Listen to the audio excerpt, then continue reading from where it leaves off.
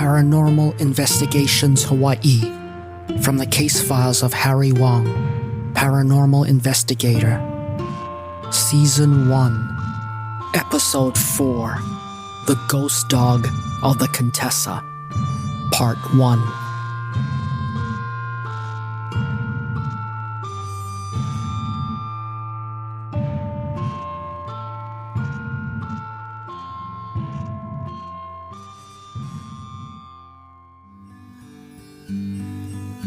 Can someone explain to me why it's okay for middle-aged women to pay large sums of money to watch young Asian boys sing and dance, but when I come home broke from a night at the hostess spa, I get funny looks?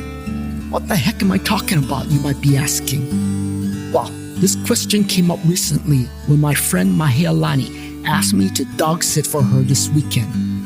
She got tickets for that Korean boy band, BTS concert in LA and needed someone to watch her chihuahua, who she named Ferrari.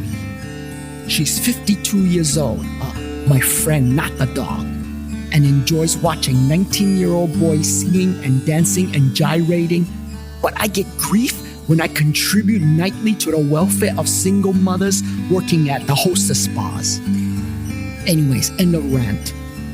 Ferrari was a male dog, but was one of those breeds that for some reason only women own. You know, like a poodle, chihuahua, Lhasa Apso, etc. She treated him like a baby and carried him around everywhere in a stroller. One day, I'm gonna grab my hair by the collar and say, "It's a freaking dog, not a baby. It'll eat your face off if you die in your apartment and no one finds you for days." Anyways, end of rant number 2.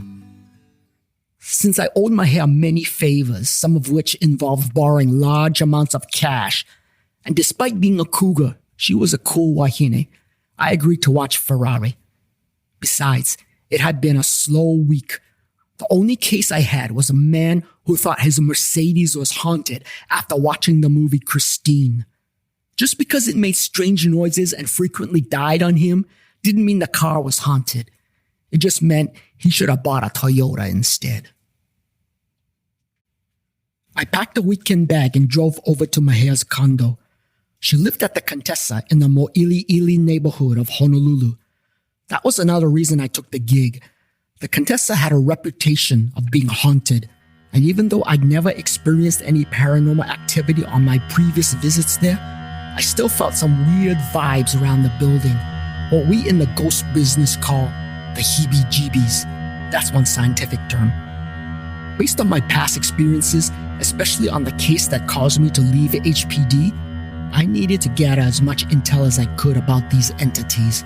It could mean the difference between life and eternal damnation one of these days. I felt the heebie-jeebies again as I entered the building. It felt as if someone were watching me. I kept reflexively looking over my shoulder several times just to be sure no one was there. I shook this feeling off and entered the elevator. Mahia left for the airport an hour ago, so the condo should be empty except for Ferrari. I exited the elevator and let myself into her apartment to be greeted by Ferrari furiously barking his head off at me. Well, not so much barking, but, more of an annoying yapping sound that chihuahuas made. Don't get me wrong, I love animals and so wanted to get along with Ferrari, but sometimes that yippy yapping can get on your nerves. I brought some dog treats to bribe him, which seemed to work for as long as it took for him to eat it. Then he started with another round of yapping. Time to grab an ice-cold hiney from the fridge and let him tire himself out. Good thing my hair had all the streaming channels. I tuned into HBO and started to rewatch the last season of Game of Thrones. I found that the more alcohol I had in me, the more I enjoyed this season. So I kept up the enjoyment until I passed out on the sofa. When I woke up, it was 2 a.m. and Ferrari had climbed up on the sofa to sleep next to me. I knew he'd come around. I didn't want to wake him up, but I had to go shishi badly. I scooted over to avoid waking him and stumbled in the dark to the lure. You know the phrase, pee like a racehorse? Did someone actually measure how much a racehorse pees and determine they peed more than regular horses? Anyways, I finished my business and headed down a short hallway to the guest bedroom to sleep off the rest of the night. I left the lights off since I knew this hallway pretty well. I was halfway there and could just see inside the bedroom door when I saw a pair of red eyes looking right back at me out of the darkened room. I froze in my tracks. The eyes were about waist high and stared up at me, and then, to my horror, they started moving towards me.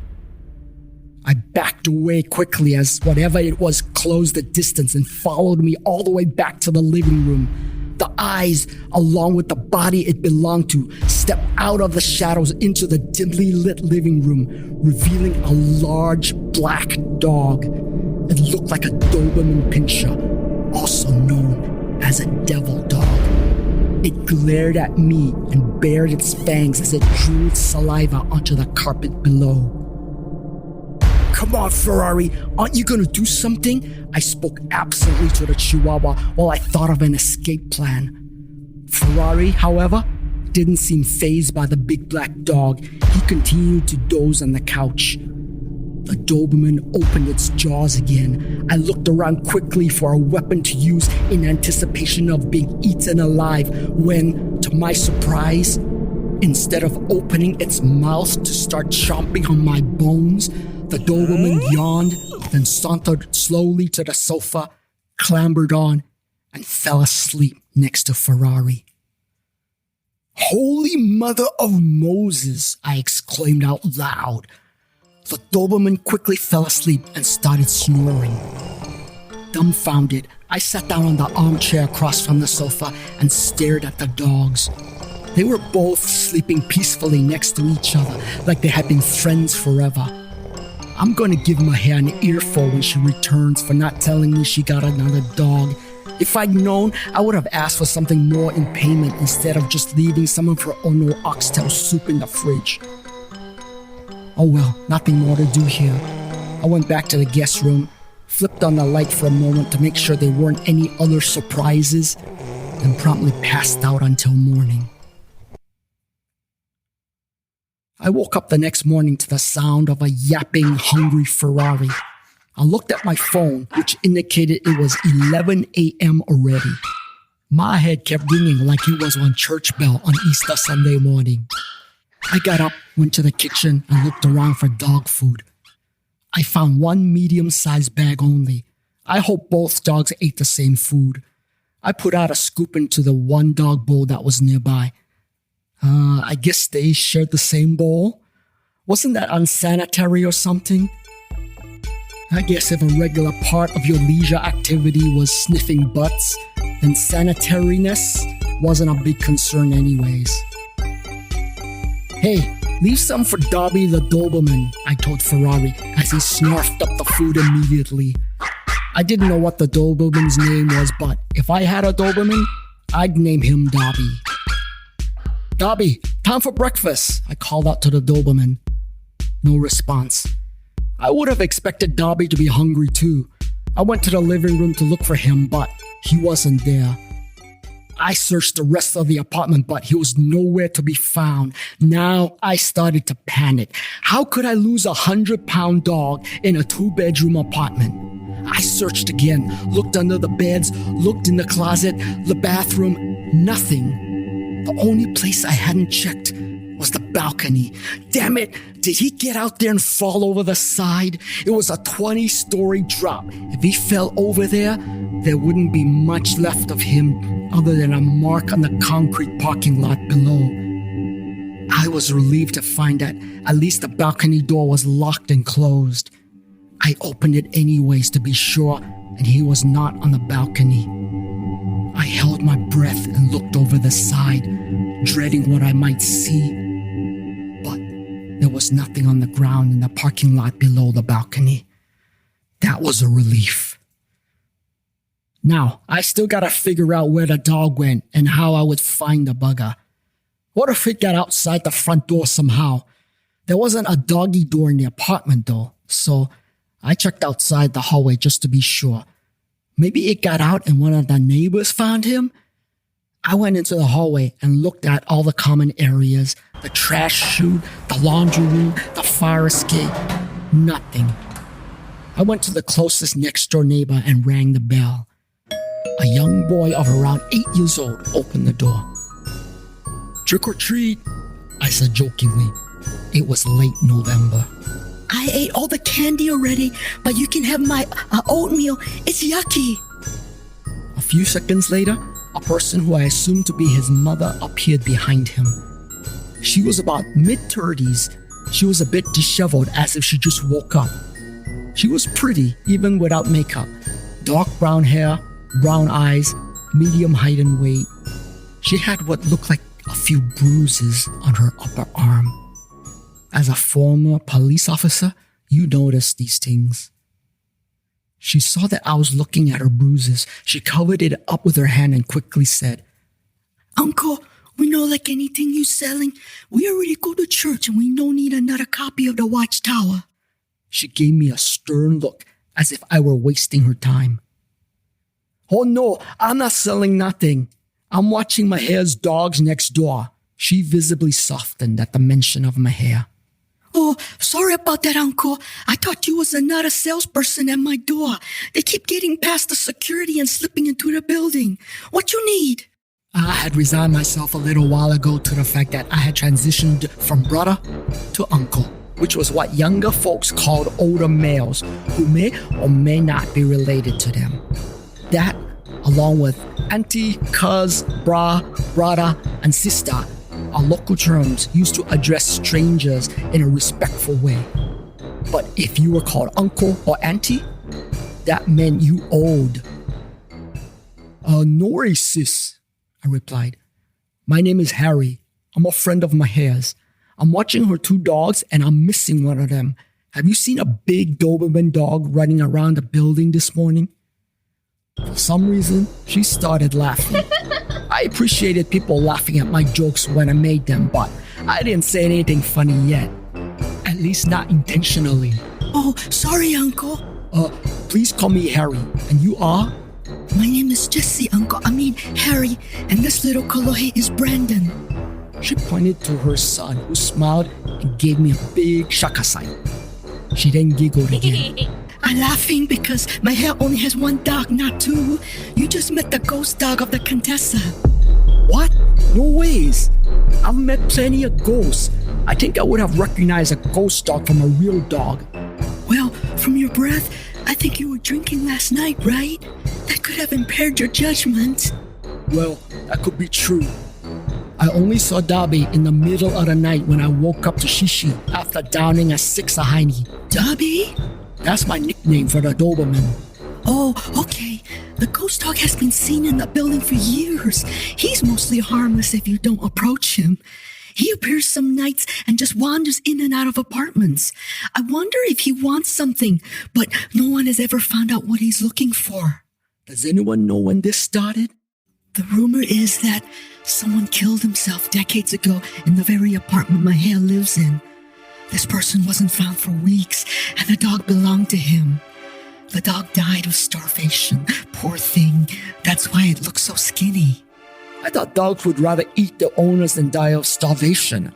"This dog must have been a very loyal and loving dog. That's why it didn't eat its owner." Do you know about when this was supposed to have happened? There must be news archives on this. "It was a long, long time ago, around the 70s or 80s. That was just yesterday for me, sister. I felt old all of a sudden. Besides, the best music came out of that era. "No ways, Unc. Harry. I mean, they didn't have Cardi B, Megan Thee Stallion, or Dua Lipa back then." I think you just made my point for me, I said and laughed. Jessie started giggling along with me. Well, thanks for your help. I have somewhere to get started on at least. You and Brandon have a good day now. I'll be staying one more night at my hair's. If you see Dobby, please give me a holla. "Will do. Aloha, Unc. Harry." I waved goodbye and went back into my hair's apartment. I doubted Dobby would show up during the day. I hoped he would show up tonight, though. The souls of former living beings lingered in the mortal plane if something important remained unresolved when they died. I couldn't imagine what would keep a dog from doggy heaven, but I intended to find out and give this poor pooch release to rest in peace. First thing on the agenda was to search the HPD database and find any information I could dig up on the former occupant of Mahea's apartment at the Contessa, and that would require obtaining a payoff for HPD Desk Sergeant James Saito. I got dressed, walked Ferrari around the block to do his business, then headed out to get the bribe. I rode up to HPD front desk with bribe in hand. This time, it was an extra large ahi poke bowl from Tamura's. I couldn't resist a fresh ahi and grabbed a large bowl for myself and scarfed it down in the car. It was oh-no-licious. Jimmy, I called out to Sergeant Saito. He and I went back a long way from when we attended the police academy together. Our paths diverged when I quit the force after investigating a cover-up involving a missing child, my first encounter with the supernatural forces, which led me to becoming a paranormal investigator. He assisted me from time to time with information, even though he was not supposed to. Hey, fucker. The price today is 1 dozen malasadas. What you got? I do you one better. How about a pokeball from Tamura's? For that, I'll give you everything, including the keys to the jail. He took the bowl from me. You want access to the Iron Beast? The Iron Beast was what we called the police database. It was about 25 years old, ran on an ancient mainframe in one of the back rooms, and needed more cooling than a polar bear in a desert to run properly. And still, it crashed regularly. It required a technician on call 24/7 to service the damn thing when it went down. I'm not here for your good looks, Jimmy. Is the Iron Beast down? It was just brought back up. You better hurry before it goes down again. Mahalo, brother, I replied and hurried into the computer room. I estimated I had maybe 10 minutes until it crashed again. I quickly turned on the terminal and entered Mahea's address to search, and the system came up with a few dozen entries. It turned out there were a lot of calls over the years regarding mysterious sightings, apparitions, and a few vicious stray dog reports. Those must be Dobby sightings. I looked back at entries from the late 70s to the mid-80s and thought I found what I was looking for. An entry dated May 26, 1980, reported that a call came in around 12:36 p.m. regarding a missing person. A woman named Sharon Thomas called to report that her boyfriend, Edward Akau, was missing. She had not heard from him for 2 weeks. A search of his apartment in the Contessa, the very apartment Mahea currently lived in, found no sign of Akau. Nothing was missing, which ruled out burglary. The case was never solved. Ed Akau was never found. I searched for any other reference to Akau when the database crashed again at exactly 10 minutes. You could set time by the frequency of the crashes. Well, at least I got a name to go on. That name sounded familiar too, but I just couldn't place it. I returned to the front desk. Hey, Jimmy, does the name Ed Akau sound familiar to you? Sergeant Saito was a few years older than me. I hope he had a better memory of the 80s than I did. That decade was a haze of alcohol, pakalolo, and bad hair for me. Yeah, I was a patrolman at the time and helped with the initial investigation. He was in the band Makalapa in the 70s. I saw them several times at Waikiki Shell, along with, all the popular local bands at that time. They had that one big hit album that came out in, I think, 1979 called Kalakaua Avenue Blues. Then they broke up when Akau went missing. They were on the cusp of becoming huge too. A shame. How come you ask? I'm looking into Akau's disappearance as a favor for a friend, I fibbed. Were there any other solid leads to his disappearance? Not that I know of. He seemed to just vanished into thin air. There were some crazy rumors, though. What kind of rumors? Well, the detective who was assigned, his name was John Braden. He interviewed all the parties of interest in the case and had no official leads, but unofficially, he came up with a wild and crazy theory, which is right up your alley. What's the theory? He mentioned this only to a few of us after hours, so we wouldn't think he was Lolo. He was a little drunk too at the time. He said that he thought a cow sold his soul to the devil for his musical success. You know, like that blues band, Robert Johnson? And then the devil came for payback and took a cow's soul. That's why a cow disappeared without a trace. I mean, think about it. A cow seemed to come out of nowhere, didn't pay his dues from gigging dive bars on Hotel Street. He released a full album of hit songs, won the Best Album and Best New Artist Hoku Awards for 1979. Then he just disappeared. Oh yeah, the Robert Johnson trick. I remember watching that movie with the Karate Kid guy, Ralph Macchio, where he sold his soul to the devil to play guitar. Anyway, it's actually not such a wild theory. I bet half the actors and musicians have done the same thing. I mean, how else do you explain Nickelback? You got a point there. Well, thanks, brother. That gives me a lead to go on at least. I was about to leave when Jimmy stopped me. There was one more thing Braden said that stuck with me. There was a symbol found at the scene. He said it looked like the head of a goat drawn in blood. I don't know if that will help, but he thought this was too weird, so he didn't include it in his report. Mahalo. That could actually be a big clue. We shook hands and I left HBD headquarters. I didn't want to tell Jimmy that symbol was more than familiar to me. It was the symbol of Azazel, a demon who was frequently mistaken for the Christian devil and who I had encountered before to my detriment. I dreaded having to face him again. With Azazel involved, I needed some guidance on how to proceed, which meant a visit to Professor Robert K. Ahuna, otherwise known to the Hawaiian paranormal community as Kahuna Bob. He was not a real kahuna, but he's had that nickname his whole life, for obvious reasons. Bob taught Hawaiian history and culture at Honolulu Community College. He was also an expert on folklore, superstition, and things that go bump in the night. I consulted frequently with Bob on several of my past investigations, including our last encounter with Azazel. Makahuna, today's your lucky day. And why is that? I popped into his office unannounced, which annoyed him to no end. He was packing up for the day and just about ready to walk out the door. I blocked the door so he couldn't leave. Because I'm about to give you an opportunity of a lifetime. A chance to help out your fellow man, namely me. And in doing so, you will help yourself become a better person, become more handsome, and more attractive to women, men, and animals, etc. Let me guess. You're stuck on a case that involves a powerful, dangerous entity and need my help and my expertise and my knowledge to save your okole. Again, am I right? Bob looked at me with one raised eyebrow.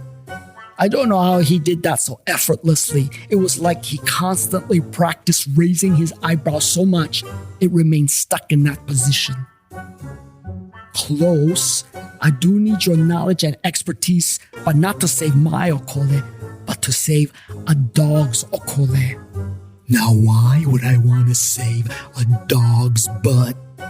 Because otherwise, the butt in question is gonna belong to Azazel. That stopped Bob in his tracks. Come on, fill me in while you buy me a nice Coke and hot dog at Costco. We walked across the campus and headed to the Costco food court, grabbed a pair of hot dog and Diet Coke, and sat down to eat while I filled Bob in on the Akau case and my encounter with the ghost dog. I bet you dollars to Malasaras a cow is still alive. What the F and F? How did you get that out of what I just told you? Well, first of all, if Azazel took a cow's soul, the Doberman would still be alive. So it would be a 50-year-old dog? You know what I mean. If Azazel took a cow's soul at the time, he would have either just ignored the dog and left it alone, or killed the dog and taken its soul too. Dogs have souls? Of course. If you've ever had to have your dog euthanized and looked into its eyes when it closed for the last time, you would know they have souls. I'd never owned a dog, but this resonated with me. I imagine many animals who were intelligent and had free will also had souls. So you saying that Azazel took the dog's life but not his soul as either a trap or punishment for a cow? Precisely, Bob said with the smuggiest expression I've ever seen. So, you saying that Azazel had the forethought to lay a trap so that 50 years later, someone would encounter the ghost Doberman dog, which would lead them to find a cow was alive and had been hiding all those years? Exactly, Bob said with increasing smugness. He was off the charts with more smug than has ever been experienced. And that someone, namely us, will lead Azazel to a cow. That's a bingo. Bob hit maximum smugnitude. So, Azazel sat in wait for 50 years to catch one soul. What you must remember is that Azazel is immortal, so time has no meaning for him. But every soul counts towards or against his ability to remain in power over his minions and over his fellow demons who are chomping at the bit to weaken him and strengthen their own positions in the hierarchy of hell. Okay, makes sense now. I gotta admit, Bob knew his demonology. So Bob, how do we find a cow? I have a feeling he's been hiding under everyone's noses. You know the saying, hide in plain sight? That's precisely what he's been doing to stay hidden, but he still needs money to live. We should start by looking into his family and financial accounts before his disappearance. We might find a clue that will lead us right to him. That's a plan. Let me see what I can find out. I'll call you when I have something. I finish my hot dog and get up to leave. Follow the money. I returned to Maher's apartment to walk and feed Ferrari. He'd been stuck inside all day and was ecstatic to get outdoors. We returned after dark and found Darby waiting for us in the apartment. Ferrari and Darby seemed to be best friends. They probably greeted each other by sniffing butts. Who knew ghost dogs had smelly butts? I took a closer look at Darby. He looked every bit like a young and healthy Doberman, except under the bright kitchen light, I could see a bit of haze surrounding him. And if I looked closely, I could almost see through him. But he reacted to me just like a normal dog. He knew how to sit, shake hands, and lie down. He even hopped onto the guest bed to sleep with Ferrari and myself. He was a good boy in life and in death. I resolved to give him the rest he deserved. I woke up early the next day to start my research on Akau's family and finances. My experience told me that most fugitives manage to stay hidden with the help from family and friends. Who was helping Akau for the last 50 years? I looked up news stories about his disappearance, and one person kept showing up in interviews. Akau's girlfriend at the time, a woman named Sharon Thomas. Tax records showed that she was still alive and living at the same house as she did 50 years ago. In fact, she and Akau were childhood sweethearts and next-door neighbors. It was time to pay her a visit. Sharon Thomas lived in a lower-income neighborhood next to a public housing project that was on the same block. Unemployed youths and adults hung out all day outside these buildings, smoking, playing loud music, and intimidating visitors. I drove past her house in my 2001 Honda Accord, more affectionately known as my Honda A-Turd, to make sure I was on the right street. It limped along the street, attracting way too much attention as it trailed smoke behind it. It was a moving junkyard, but I hope that it didn't die in this neighborhood. It would be turned to scrap metal in minutes by the vultures who lived around here. I found parking on the next street over, where it seemed safer to leave my car without coming back to find it missing the catalytic converter. I walked slowly back to Thomas's house. I looked several times at the address I scribbled to make sure the information I found was correct. The house looked brand new. It was commonly known as a monster house and stood out in this neighborhood against the other older crumbling residences. Monster homes were built quickly, cheaply, and shoddily. Sometimes they barely met the building codes. They were almost like mini motels in a residential neighborhood, which caused problems with overcrowding, noise, parking, and safety, and were usually built as investments by foreign interests. They were an annoyance and barely skirted the legalities of housing codes in these neighborhoods, and this monster house was no exception. I estimated there were 10 bedrooms between the 2 floors. I approached the front door and rang the doorbell. It was one of those web-connected video doorbells. No answer. Someone was probably looking over me. I looked into the camera and gave it my best, non-threatening smile and hoped I didn't look like a scummy sales drone. I rang the bell again and heard movement from inside before the front door opened. There was a screen door separating us. A woman of at least 65 looked out at me from behind the front door. She wore a house dress and had her long white hair in a bun. She had a kind but careful expression. Listen, we don't want to give any more interviews. What we're doing is perfectly legal. Aloha Tutu. I'm not from the media if that's what you think. Oh, sorry about that. They've been bothering us this whole week after we moved back into the house. We're just trying to provide for our family, you know?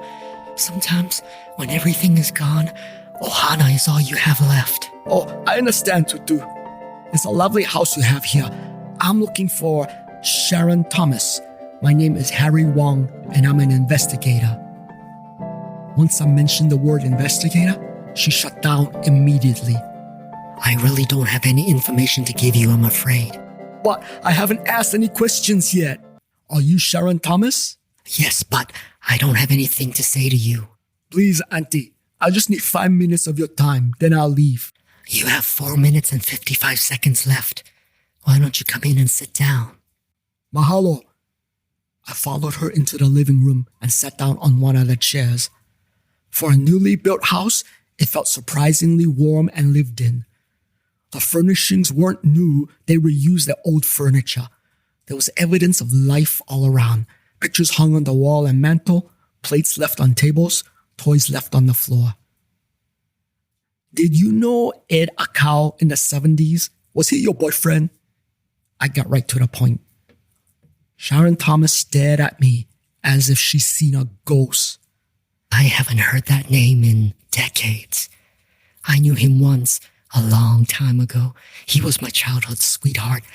We were together until we graduated high school, and then well, if you're asking me about him, then you know he disappeared and was presumed dead, right? I nodded. Then you've come to ask me why I lied to cover for him. I didn't, but this was kind of a bombshell, so I went along with it. You got that right, exactly right, about why I'm here. I've never told this to anyone before, but it has been bothering me for the last 50 years, and I think it's finally time to let it out before it eats me up. She looked at me. I think there was a reason you came here today to ask me this question when I was ready to answer it truthfully after all these years. She took a deep breath and continued. We were just a few years out of high school. We had been dating since sophomore year, but had known each other most of our lives. We were neighbors, and our parents were good friends. Ed moved out of his parents' place after graduation and into the Contessa, a condo near the university. I planned to move in with him as soon as we got married after he finished school. We wanted to get a head start on a family, so we adopted a pet dog from the Humane Society down the street from the condo. I worked at Zippy's, and Ed went to UH during the day and worked on his music at night. He had always been musically inclined, but he either had bad luck or didn't network with the right people. He struggled for years to get his music out, to find the right audience. Then one day, he came home excited and told me he met some people who liked his music and were influential in the industry. They helped him get a music deal with Passion Orange Records. They signed all the popular local bands at the time, the top contemporary Hawaiian music. There was an explosion of new music in the 70s. Well, you know this, right? You're not that young. They formed a band called Makalapa around his music and recorded the album Kalakaua Avenue Blues in 1 week. Then things blew up quickly. The record got airplay on all the local radio stations. Sales went through the roof. Makalapa played shows at the Waikiki Shell and then won the Hoku Award for Best New Artist and Album of the Year. That's when things went south. How so? About a year after the record deal, Ed came over and told me he was in trouble. He owed some powerful people for his success. He didn't mention who or what he owed, but I assumed it was money and that he got an advance from the record company which he had to pay back or something. They were going to come after him to take what he owed them, so he had to disappear for a while until the heat died down. He asked me to be his alibi. He just won the Hoku Award but still didn't have a dime to his name. So Ed went into hiding. He didn't tell me where he went for my own safety. I lied to everyone, the police, my parents, his mother, when asked about his whereabouts. But I was in love, you see. I would have done anything for Ed. I gave him money and supplies, and before he left, I lied and said he disappeared, implied that he was depressed and suicidal. Whoever was after him, I wanted to throw them off his path. I hoped that they would think that he was dead and forget about him. I waited for weeks to hear from him, which turned into months. I took over his lease at the Contessa to take care of his dog Kalea and to be close by for when he was ready to return. After half a year passed and there was still no sign of him, I searched for him all over, but he was nowhere to be found. He really did disappear. I kept searching for years until one day I realized that he was either really dead or he didn't want to be found, even by me. I stopped looking and moved on with my life. I haven't seen him since the day he left. He was never close with his family. His parents divorced after he graduated high school, and his father had been out of the picture for years. His mother just wanted him around for the money that he would have made for them if he hadn't disappeared. But once in a while, I believe he inadvertently left clues that he was alive and still around. I think he wanted to return, but was still afraid of whoever was after him. I swear, I thought I saw him a few times in the first few years when I was out walking Kalea, but if it was him, he ran off as soon as he thought I saw him. Then one day, about a year after he disappeared, She hesitated and fear showed in her face for the first time. Go on, you're doing great, I encouraged her. A year after Ed disappeared, I received a visit from someone who I assumed was his debtor. I just returned home from working a double shift at Zippy's. I was exhausted and rushed home to walk and feed Kalea. A strange man stood waiting for me at my door when I arrived home. Security should have prevented him from even getting into the apartment complex in the first place, so I was somewhat alarmed to find someone at my door. After all these years, I still remember everything about him. He was tall, at least 6'5" or taller. He wore a long, heavy overcoat, even though it was 85 degrees with 60% humidity outside. Dark glasses, even though it was night. Gloves, a scarf, and a short top hat. And he held a cane with a gold handle in the shape of a goat's head. But that wasn't the thing that stood out the most about him. It was his eyes.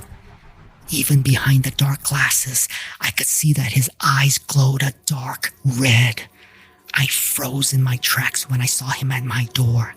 I gathered up the courage to ask him if I could help him.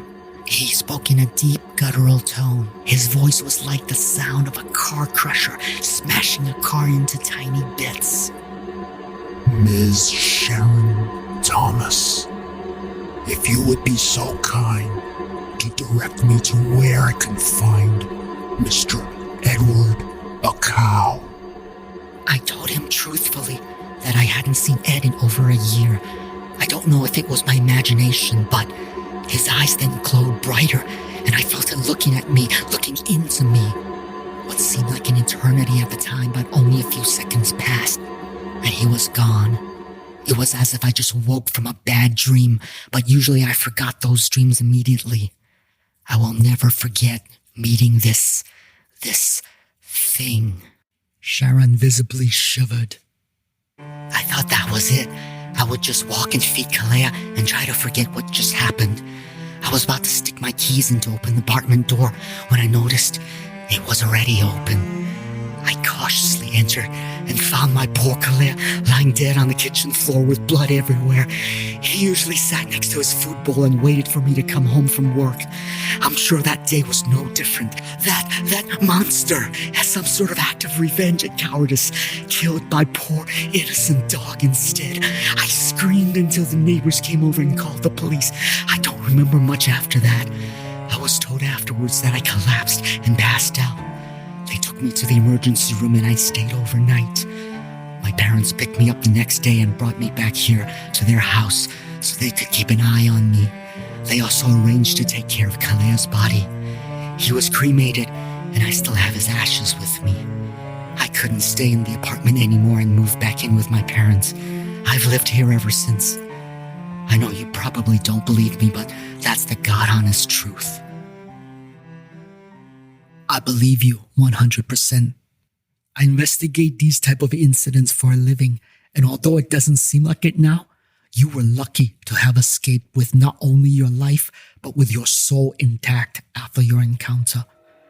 That man you met was not a man, but was a demon, Azazel, one of the most ancient and powerful creatures to ever exist.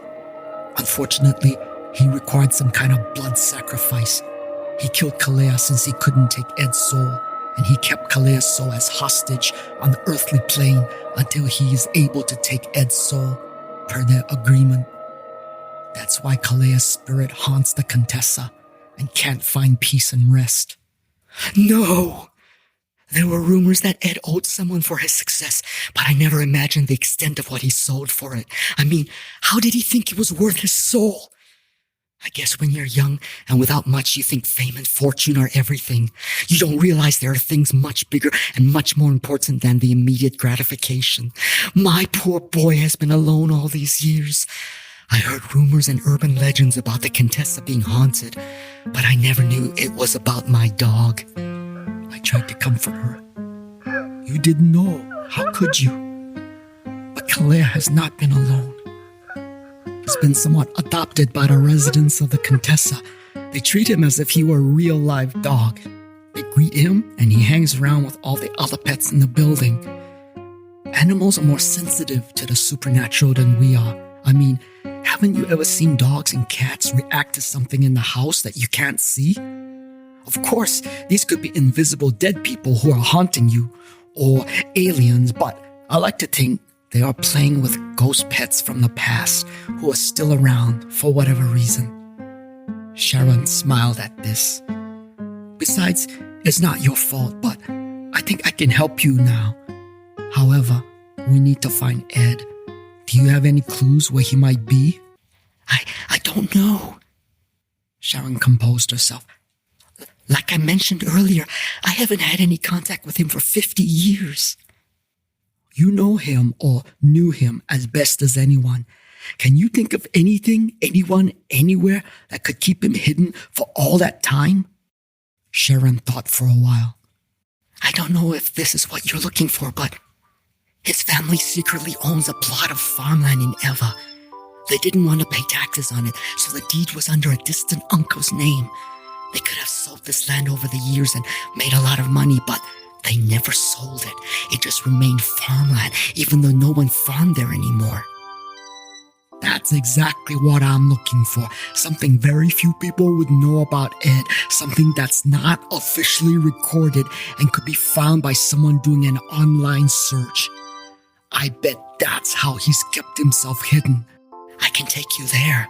But is there any way we can help both Claire and Ed? When you've made a deal with Azazel and signed in blood, the only way out is to have someone else take your place. That's the only way I know how to get out of a deal.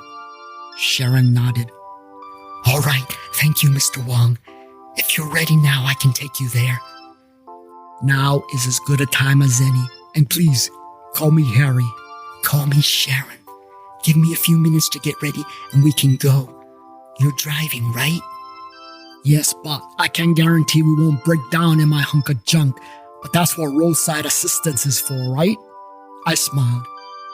Sharon laughed and quickly changed, and we left to find Ed Akau. Holy Mother of Moses! It's 45 minutes and we're only halfway done with this episode. So we're going to have to finish up next week in part 2. Because it's Pauhana time and time for me to get some ice cold Heine and poke. So come back next week for part 2, where we find out what happens to the ghost dog of the Contessa.